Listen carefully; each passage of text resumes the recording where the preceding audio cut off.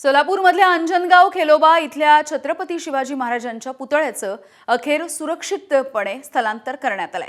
हा पुतळा बसवण्याच्या जागेच्या संदर्भात तोडगा निघाला। पुतळ्याची जागा खेलोबा देवस्थानची असल्याचं समोर आलं। याबाबत पालकमंत्री जयकुमार गोरे आणि मोहोळचे माजी आमदार राजन पाटील यांची मध्यस्थी बैठक यशस्वी ठरली। या बैठकीमध्ये दोन्ही समाजाच्या प्रतिनिधींनी पुतळ्याच्या जागेच्या संदर्भात सहमती दर्शवली आहे। तसंच पुतळ्याची जागा खेलोबा देवस्थानची असल्यामुळे शिवाजी महाराजांचा पुतळा स्थलांतरित करण्यासाठी मराठा समाजानं मान्यता दिली आहे। या प्रकरणावरून गेल्या 3 दिवसांपासून गावामध्ये तणाव आहे। लक्ष्मण हाके यांच्या नेतृत्वात एका समाजाने तिथे अन्नत्याग आंदोलन देखील सुरू केलं होतं। दरम्यान अंजनगाव आता तणावमुक्त झालंय। सध्या अंजनगावामध्ये कुठलंही आंदोलन नसून पोलिसांचा बंदोबस्त आहे। मात्र काही काळासाठी हा बंदोबस्त ठेवण्यात आलाय।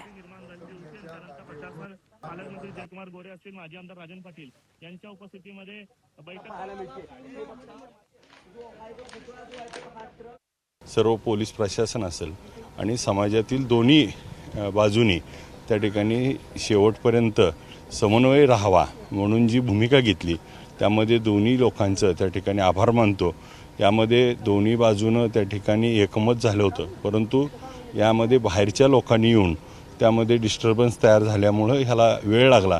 परंतु आता सर्वांनी दोन्ही बाजूने ह्या गावाचा एकोपा हे सगळ्यांना एकत्ररित्या पुढे नेणं हे त्या ठिकाणी समन्वयाची भूमिका सगळ्यांनी घेणं अपेक्षित आणि ती घ्याल अशी या निमित्तानं मी सर्वांना विनंती करतो।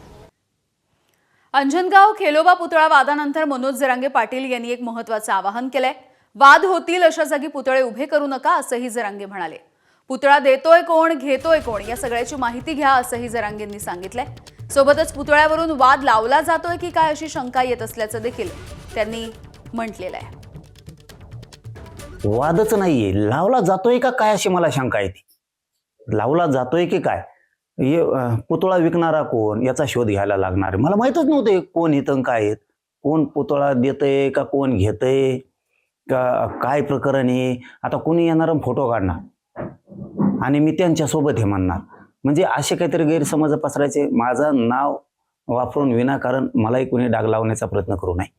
दुसरं की वाद होतील अशा ठिकाणी पुतळे उभा करू नका यार। आपल्या राजानं जगासाठी लय केलंय, आपल्या बापानं जे केलंय ते कोणालाच नाही करता।